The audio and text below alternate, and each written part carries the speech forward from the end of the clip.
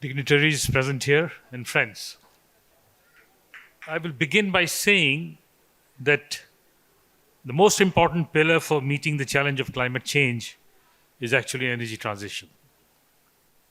And within the domain of energy transition, power and transport, which are the major guzzlers of fossil fuels, are the engines of economic and are the engines of economic development, are also the biggest contributors to pollution. When we talk of energy transition, the global south has a bigger challenge than the rest of the world. They have to strike a balance between their developmental aspirations and their climate goals. As their economy grows, the energy requirement grows, but the challenge before them is to meet this increased requirement through greener sources in order to fulfill their climate obligations. Given this twin challenge of the global south, where they have to eliminate energy poverty and yet move away from the fossil fuels, South-South cooperation acquires great importance in their journey towards energy transition. There is plenty that the global south can learn from each other by sharing knowledge as well as by sharing best practices. They can collectively find innovative solutions to common problems. Let me illustrate this point and say that some of the African, Latin American, and other Asian countries can really benefit from the Indian experience in a number of areas. One, achieving universal access to electricity. Two, rapid growth of renewable power in the recent years in India. And three, transmission grid expansion, massive transmission grid expansion and its operation. In a mission mode, India had achieved 100% electrification some years back, as we all know. As a result, access to electricity is no longer an issue in India, but it remains an issue in the, let us say, the African continent. And they can certainly learn a lot from the Indian experience and try to replicate in their own countries. Similarly, the renewable power capacity addition, particularly solar power, has seen a quantum jump in the recent years in India. I remember the solar power capacity in around 2015, when I used to be Secretary Power, was less than 4 gigawatts. And today, it is about 70 gigawatts. So this kind of a quantum jump in a matter of 7 years, 7 years, has been possible because of several policy initiatives taken by the Government of India. I will not go into detail, but we are aware of them, that this brought down the cost of solar power to extremely competitive levels, less than 2 rupees a unit. In fact, it was the cost of solar power was going further down and down. At one point of time, we started thinking how to, is there something wrong with our auction method? In fact, the industry was representing also that you should do away with this reverse auction method because this is resulting in, lowering the cost further and making it economically unfeasible. Perhaps that decision was taken also by the government at some point of time. Similarly, India has developed, I would say, expertise in transmission grid planning and expansion. India has a very large transmission grid, fully integrated at the regional and national levels, and has considerable experience in the operation of such a large grid through an independent systems operator. We have an independent systems operator who operates the grid. These are some of the areas which I mentioned where Indian experience can really, teach a lot to some of the other countries in the south. Apart from these areas where India has learnings to offer, there are other examples. Brazil's experience in use of biofuels in vehicles is well known. Even our own experience in the last 5-7 years, or rather I would say 5 years, in enhancing the capacity of ethanol production and blending has been really commendable. We heard about some other countries also doing very well in this area, like Indonesia, South Africa, and Kenya perhaps. Also, some of the countries, the efforts being made by some of the countries, like Indonesia and South Africa, again, to move away from coal to renewable energy is again something which other countries can look at. The countries from the South can look at. Now, given their resource constraints and competing developmental demands, funding of energy transition, I think, is the single most important factor today, single most problem facing the global South today. They need large amounts of low-cost capital, but find themselves unable to garner the humongous amounts of funds required for energy transition. Apart from the national government coming out with policies whereby private sector and domestic financial institutions find it attractive to fund renewable energy projects. We heard about things like first loss cover, risk guarantee funds. All that needs to be done to be able to find domestic funds for the renewable power projects. But perhaps we also need to think in terms of a dedicated global funding agency. I'm saying this for facilitating energy transition in the global South. Perhaps we need to think of a dedicated global agency, and this will need to be promoted and facilitated by the various multilateral organizations, bilateral organizations, philanthropies, and also active support from the developed economies. I think talking about the multilateral organizations earmarking a certain fund or enhancing their funding for climate, for renewable projects, I think that may not be enough. Perhaps we need a dedicated agency because the global South have their unique problems. Last but not the least, the shift from fossil fuels to renewable sources brings with it disruption in the livelihoods of people engaged in the extraction and processing of fossil fuels. These people need to be reskilled for taking up new jobs that arise from energy transition. Another important point is that, which we don't realize, is that the governments will also need to redesign their taxation structure at the federal, state, as well as the local levels.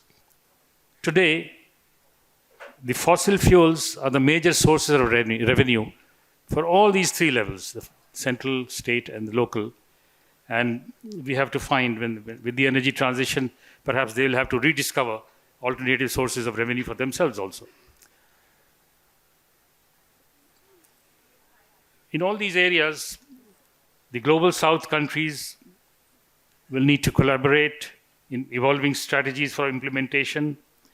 And in fact, I feel GAP can aspire to become an effective platform for South-South experience sharing in the days to come. GAP is rather working only in the countries of the global South, and they can provide a wonderful forum for sharing of the best practices between these countries. South-South cooperation, however, doesn't mean that they can isolate themselves from the developed countries. They will continue to need them for technological and funding support, and I hope that this will continue to happen in future. Well, this is the last session of the evening. Everybody looks very tired.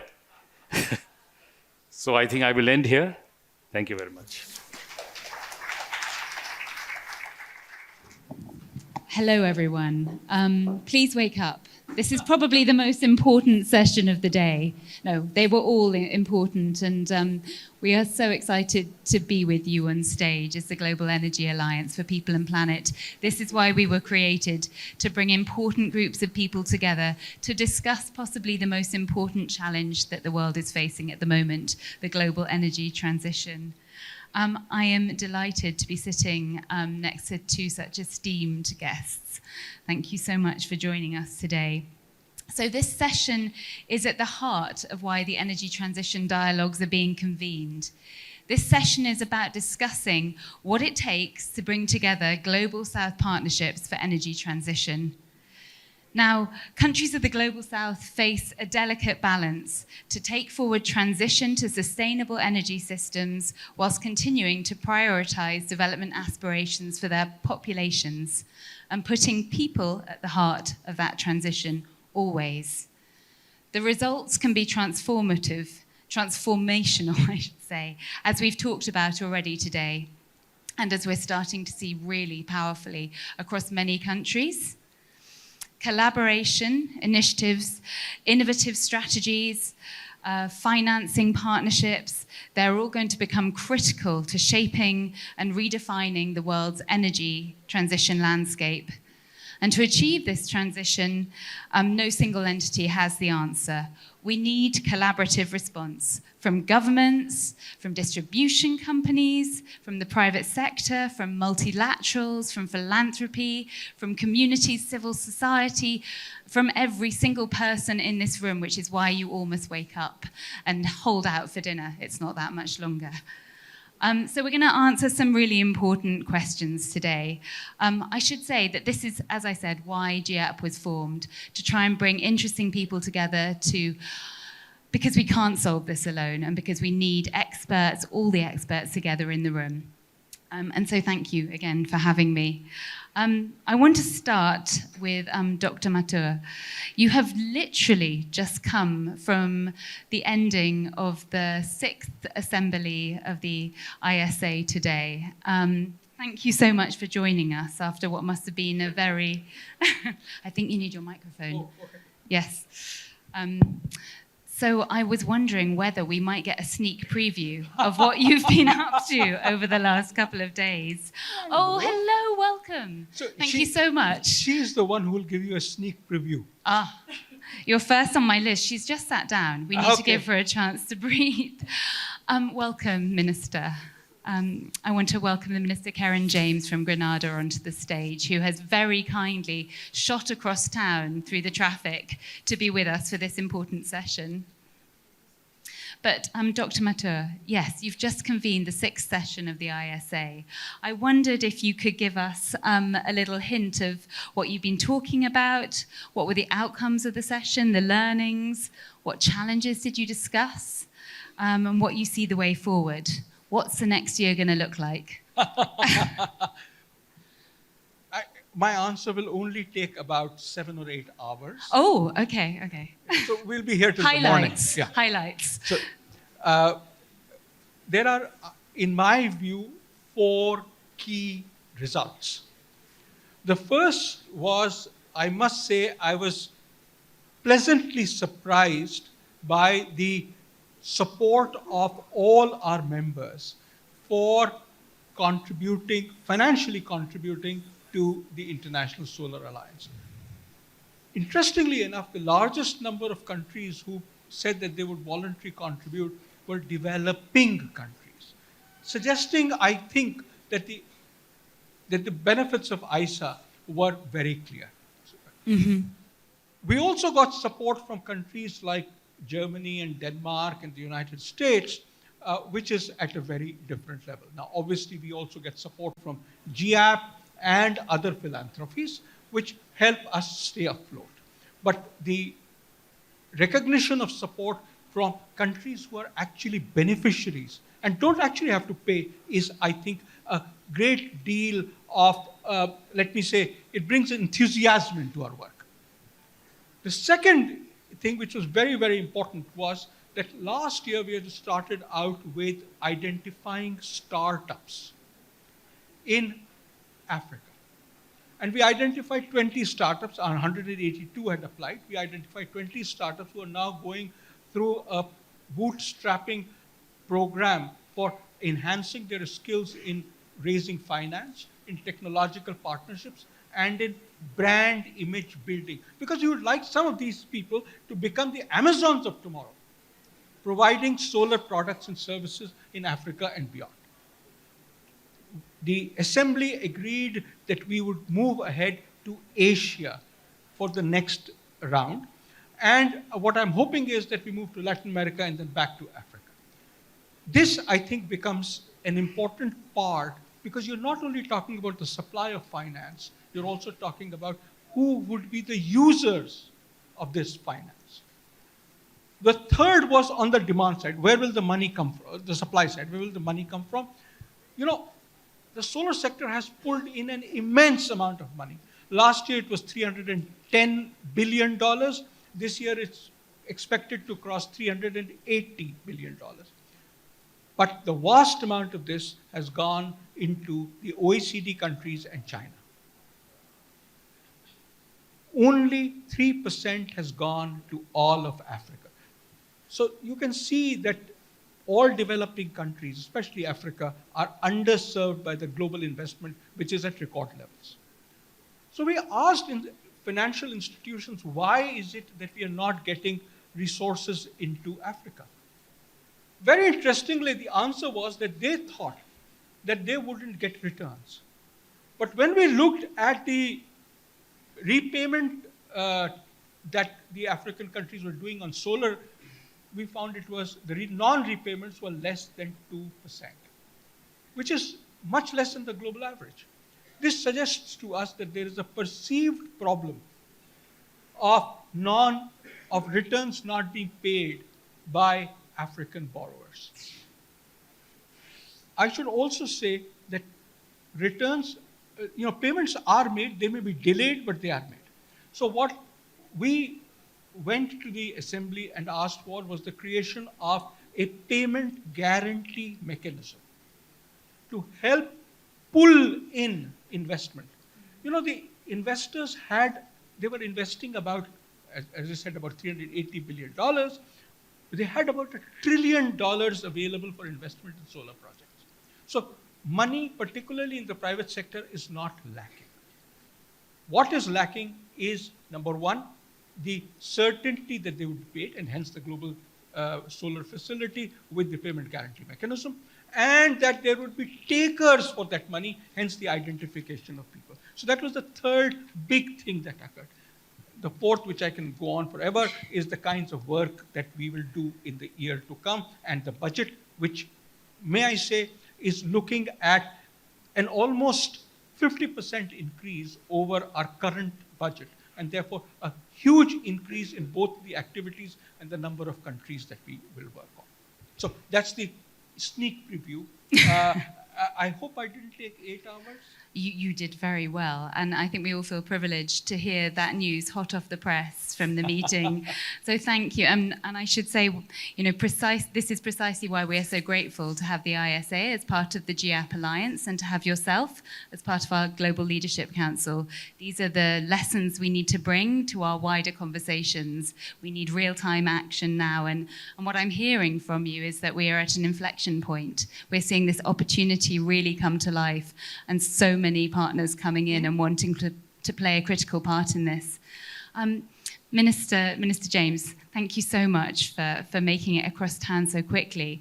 For Grenada, what were your takeaways from the ISA meeting, and what are you seeing as the opportunities for South-South partnership, in particular, given the title of this panel?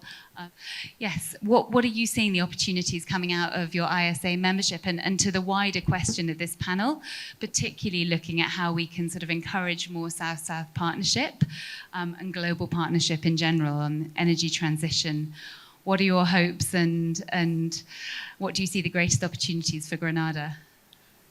Well, good evening, ladies and gentlemen. First, let me start off by saying thank you so much for giving me the privilege to represent my country and government at this forum. We are a small Eastern Caribbean island state comprised of 3 islands, mainland Grenada, and then we have CARICOM, PT Martinique. Our population is just shy of 124,000, and with that, you would know, of course, that whenever investors are looking into investing in the energy sector, the economy of scale becomes a challenge and a question. One of the things that really and truly stood out to me at the ISA Assembly over the past 2 days is that there is opportunities for collaboration and partnership, and that despite we might be small, I think if we approach ISA as a bloc, we have member countries who are from the Caribbean. We have Guyana, we have Jamaican, and others. So if we approach ISA as a bloc, as a Caribbean bloc, I think we stand at in a position whereby we can capitalize on the support that they have for regulatory support, for project implementation. Some of us, we have so much of great challenges within our agricultural sector, education sectors, that we have tried to look into, finding investors for the projects. However, like I said, the economies of scale always in question. And one thing that I've realized from serving as a minister over 18 months now is the fact that the framework for lending or giving access to countries like ours in grants, it is so complicated. Oftentimes, we don't even qualify for the said grants that they put out for us. So to see that ISA has, in such a short space of time, look at that, research into our peculiar vulnerabilities and what is the unique differences of each island, and to create that concept and that framework that can ensure that we can tap into, if not one, not two, not three, projects and aspects that they have, that there is some parts where we could get some type of support from them. And I think for me, that was the biggest takeaway. What it relies on us now is to tap into that support even more. I've spoken to the General and his team, and they has promised Grenada some support in numerous sectors and aspects. So we're looking forward to seeing how best, as we go forward, how best this can help us on our agenda to transforming our energy sector. Yeah. Thank you so much. I wanted to turn to Mr. Agrawal. I believe you've just set up a new company, Hexa, in the last 3 months. And I'm really interested in the lessons that you're learning, that you learned through Amplus Solar, but also that you're bringing into your new company, that particularly can help us think about how we can bring public-private partnership into the challenge and the opportunities around the partnerships that we need to build for the transition to move faster. We were talking earlier and you were telling me about some exciting game-changing ideas that you were looking at bringing through.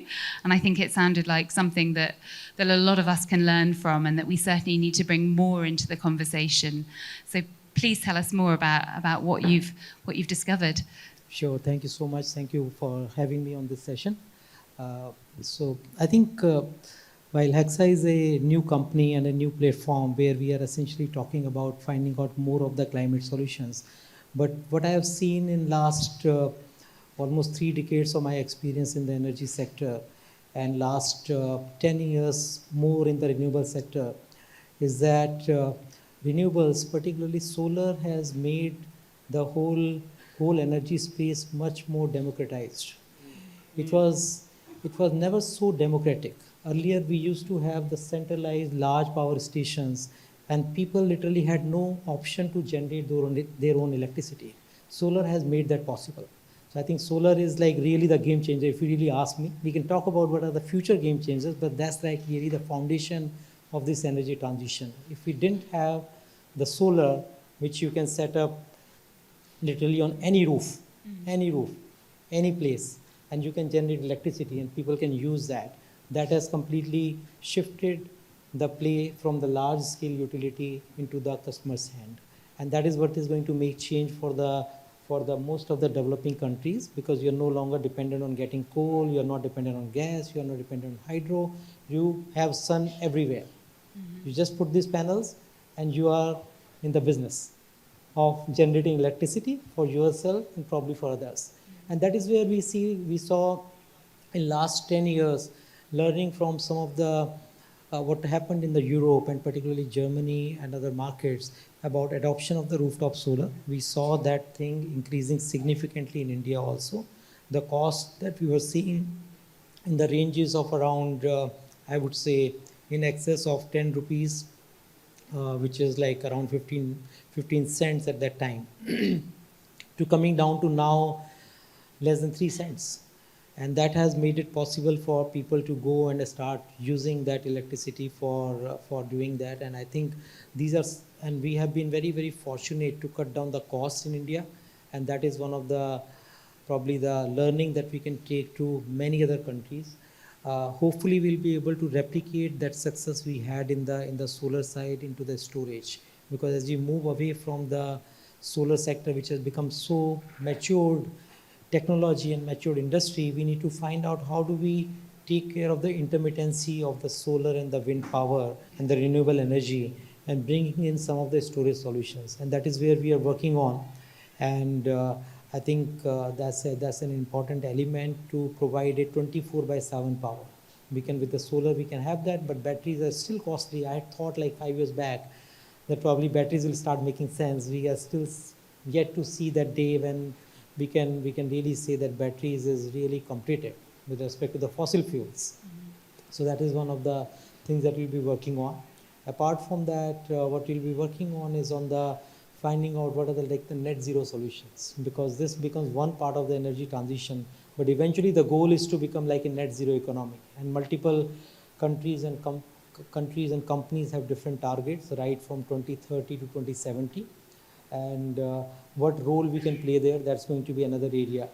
And as a company, we are more into mobilizing the investments, and we rely on the work that is being done by GAP and the Rockefeller Foundation, the ISA, etc., where you are sowing the seeds, and we basically help you to grow that and take it to different parts and different consumer levels and say like this is a solution which is scalable, which is commercially viable, and we help you to implement it. So that's my take on this one. Thank you. We wish you good luck. So 3 months in, it sounds like you're already doing amazing things. You talked about the urgency of the net zero goals and the different urgency that different countries are applying to it. In order to tackle this, we need to look at the obstacles as well that are hitting global South cooperation and partnership. And I wondered, Dr. Mathur, could you tell us a little bit about sort of what forms of assistance you think, such as knowledge sharing, technology transfer, capacity development, what are the things that we need to develop to overcome the obstacles that we are facing in order to move as fast as possible to this energy transition that's so badly needed? Kate, our experience seems to suggest that there are there are many, many things, but I think there are 4 key things that are important. The first is to enable monies to flow in. As I said, money is not an issue if the quote-unquote riskiness of the project is not an issue, but it is an issue. And therefore, we need to de-risk, and hence the de-risking funds become important. That's the first. The second is, as you said, capacity. Many a times leaders ask us, okay, we are convinced that solar makes sense, but who will do it? Therefore, whether it is identifying startups or it is training people, not just training, certifying them, holding their hands so that change, holding the hands particularly of policymakers. Mr. Sinha is here, Saurabh is here. They may recall that when we were in the Bureau of Energy Efficiency, we received, in a sense, real-time assistance from GIZ on energy efficiency. That helped us a great deal. We believe that this kind of hand-holding assistance is essential as you make the transition. It also means, as Mr. Sinha just suggested, once you have made the transition or you're on the way to the transition, you need to be able to share these learnings with other countries. And the third issue is, remember, this is an area of emerging technology. Today we are talking of TOPCon cells. Tomorrow we will be talking of perovskite-based cells with a tandem layer of semiconductors. I mean, I don't know where we will go, but we need people, we need scientists to talk about it. We need manufacturers to know that there are new things coming up. so that people can be prepared about changes that are going to happen.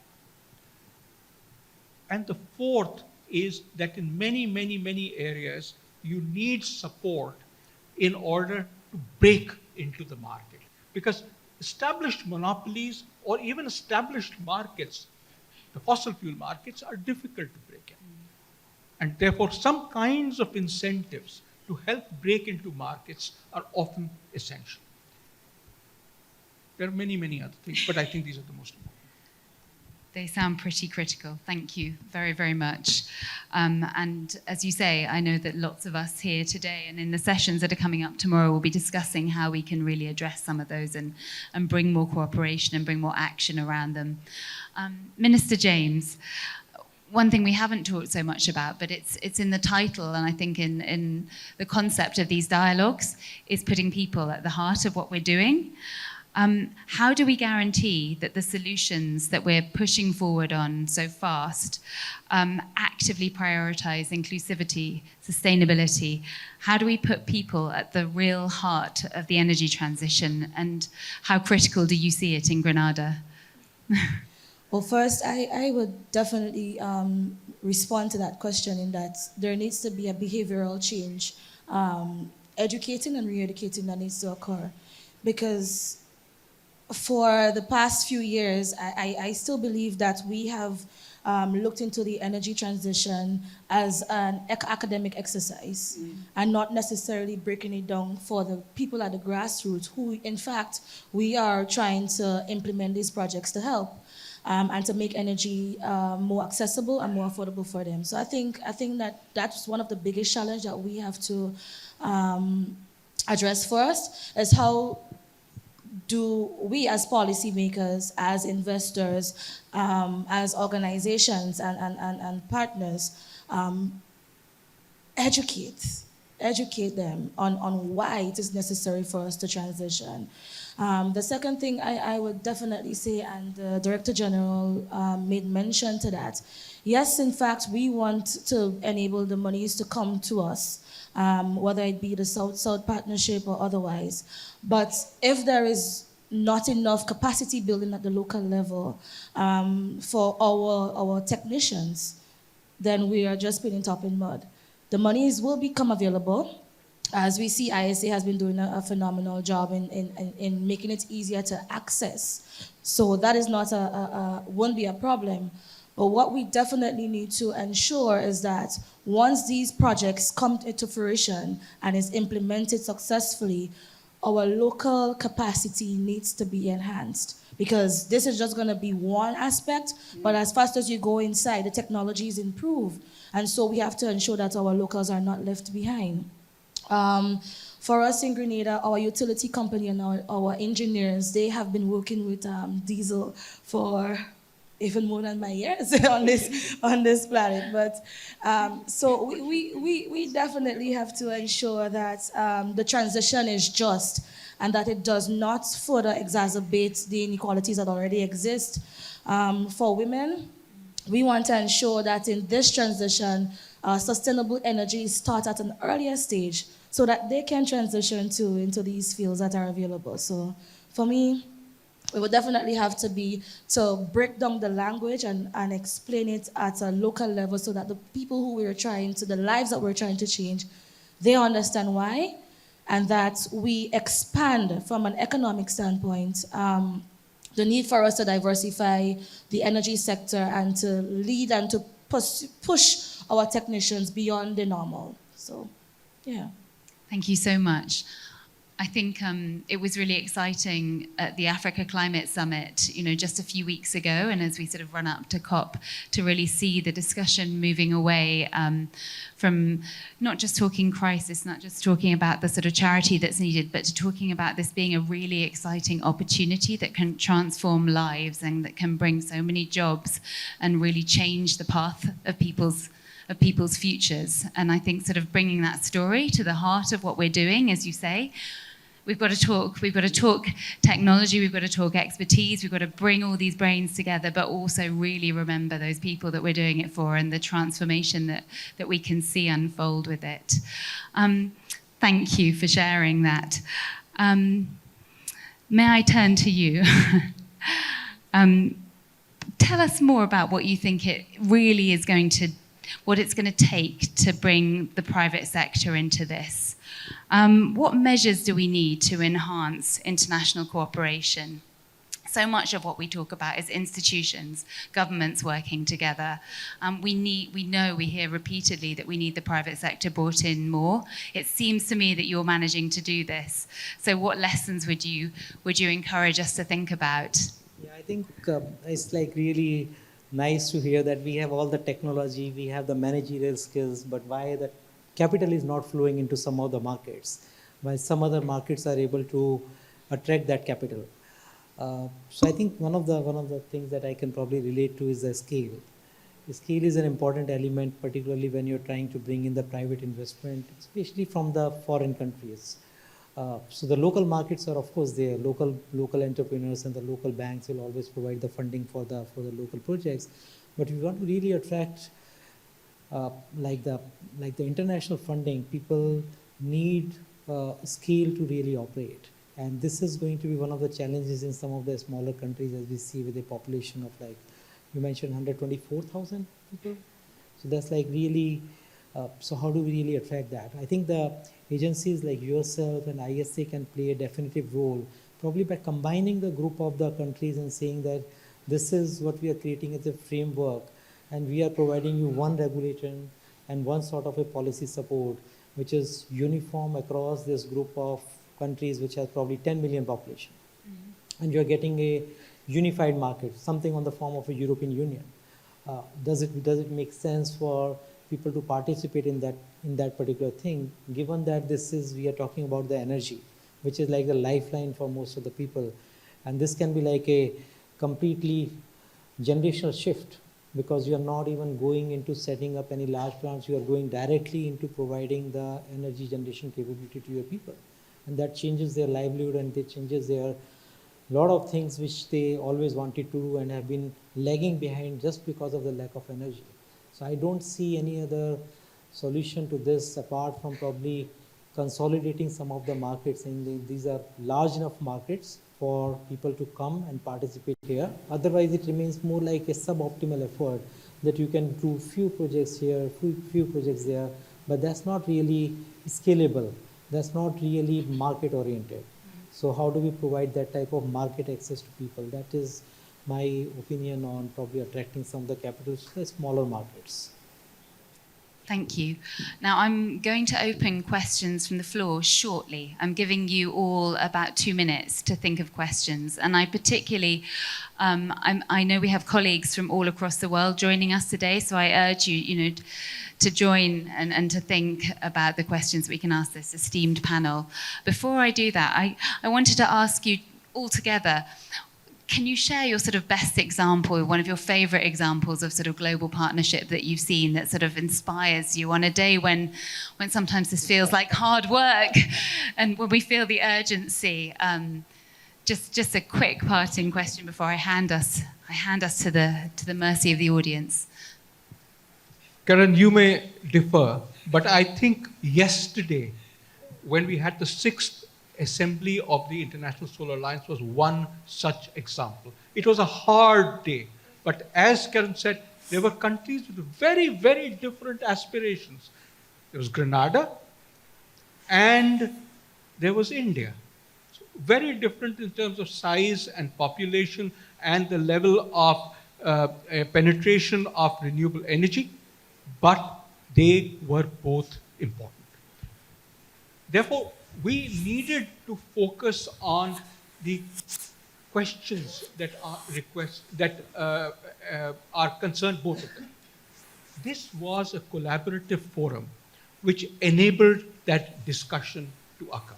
It was a difficult day, but it was a very fruitful day. Thank you. Minister. I feel as though I'm being put on the spot here with that. But I would have to agree with the Director General in terms of what yesterday have done for us. This has been the first time we've been members of ISA since 2018. And this was our first meeting. And just to see how progressive it was in nature yesterday, I think that's one of the best examples. I would even go further to say the second best example that I find is the International Renewable Agency, IRENA. They have, really and truly looked into the differences that we have as small island developing states and really curated that SIDS Lighthouse initiative for us to tap into as well. So coupled with that, I think both of them are competing number ones for me.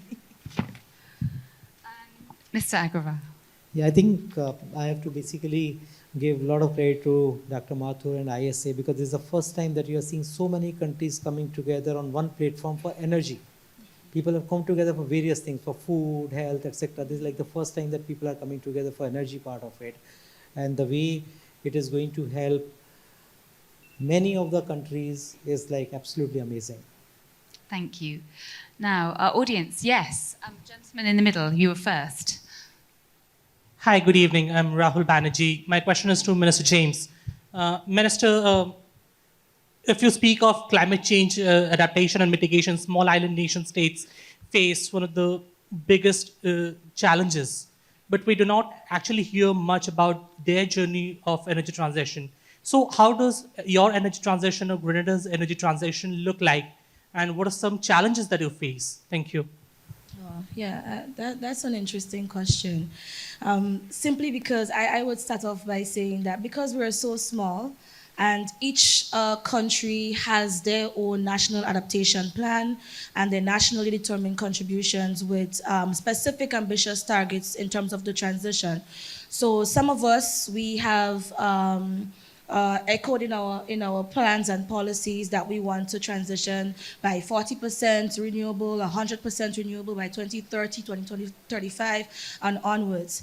But I think what we have been able to do under the structures that exist for us to come together, so the AOSIS sub grouping, as well as CARICOM and the OECS, Organization of the Eastern Caribbean States, it has allowed us to come together, pool all of these ambitious targets that we have individually, and to set one target, to look at renewable energy, either be it more solar or geothermal or hydro and the likes, to see how best we can meet our aim.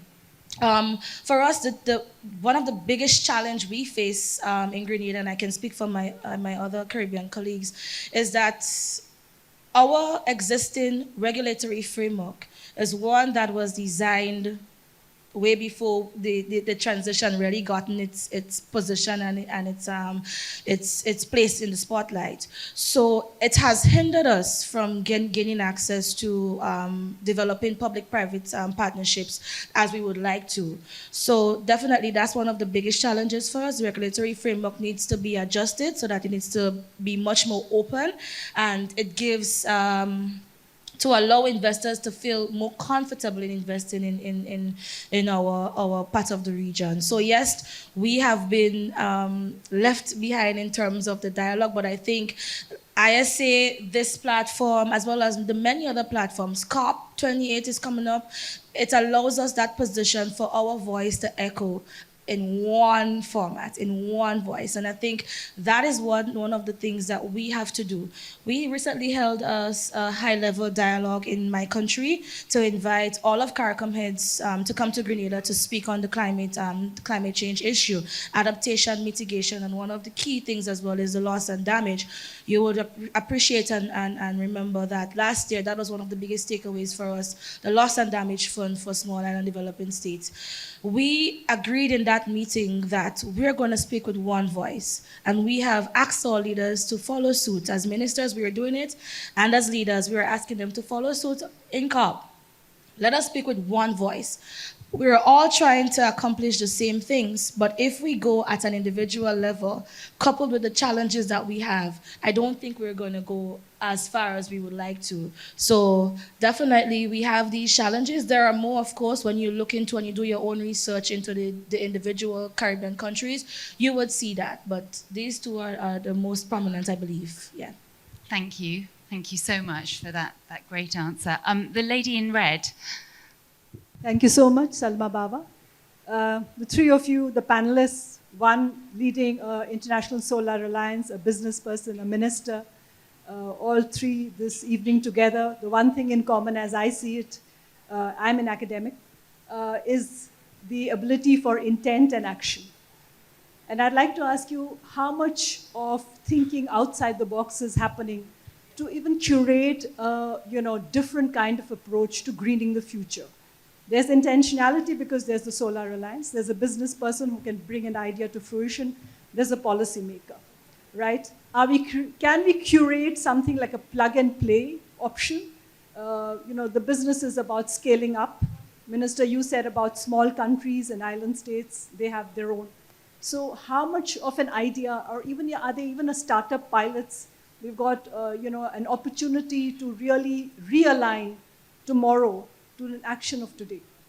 And is there any kind of an example on board where we are thinking of doing a radical different thing? I think there are umpteen ideas where people have thought out of the box. And that's primarily because this is a relatively new area.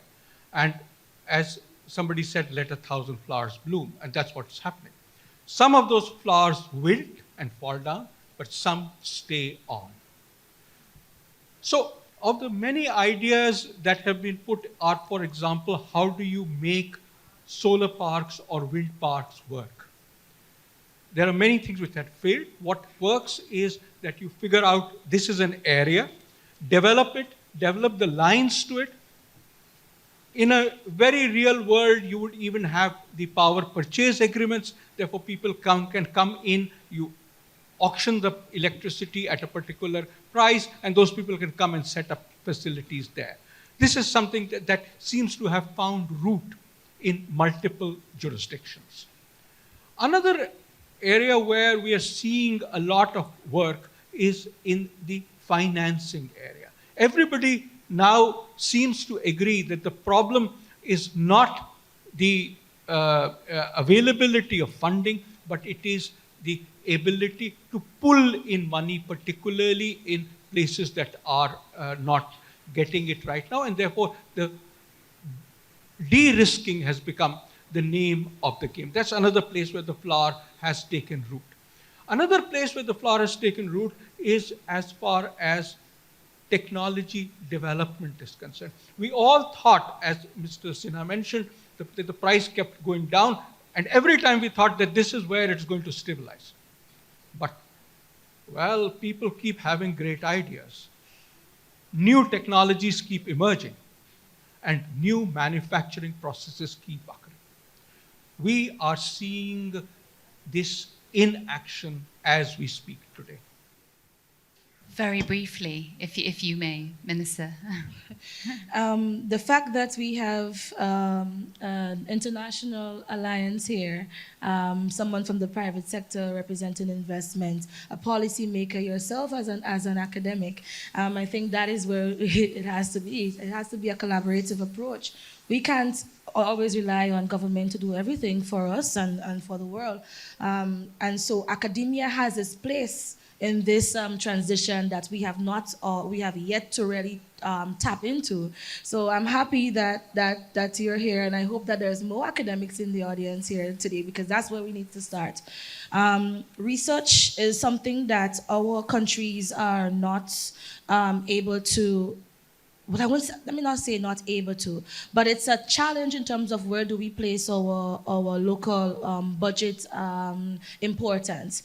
And so we need universities. We have one university on island. We have an open campus from the University of the West Indies, and then there's other islands that have a physical campus for the University of the West Indies. So we can use these these institutions to help us to advance on the research that needs to happen, because you would see something happening over the next few months, and so is that everybody is on the bandwagon of the energy transition. Everybody wants to invest, everybody comes, and because we are so vulnerable, we are left in like a limbo to say, where should we go? Who should we partner with? Trust is an issue. So definitely it has to be a whole of society approach to help us with that transition, to make sure that it is equitable, to make sure that it's inclusive and it's sustainable. So I hope that this won't be your only time here, but I definitely hope that you will be here for the next few days to really and truly take back to your respective universities as to why they need to come on board with this energy transition. It's not just about the investors, it's not about the organizations and alliances, it's not only left up to government, but it's everybody's business. I actually can't think of a better way of ending this session. Thank you so much for that call. Will you forgive us, Mr. Agrawal, that we're out of time? Any last thoughts? Out of town, nearly. If we have to do something like that, as you are asking, I think my simple answer as a business person and a consumer will be, the government should just let it go. Government should just step away from the energy sector like they have stepped away from telecom and many other sectors. Let the consumer decide what they want to do with it. Let everybody set up a rooftop plant, use it the way they want to use it. If they have excess energy, you should just buy it. Make it as simple as buying a mobile phone or a SIM card. I think that will be my request to you all. So I'm going to be penalised for taking us over time. I'm so sorry we haven't been able to get to everybody's questions, and I know that there will be many conversations happening after this session. I want to thank you all for making so many great contributions, for setting us up on such an important debate that's going to take us through to the next couple of days, where we really dig into the detail and really think about how everybody in this room and so many more people have such a critical part to play in this partnership piece. And thank you all, audience, for joining us on this first day. Please make sure you look at your amazing QR code on your badge, and you can see the agenda that's coming up for the next couple of days. But now we'd be delighted to invite you to join us for dinner, and to first give a massive round of applause to our wonderful guests on stage.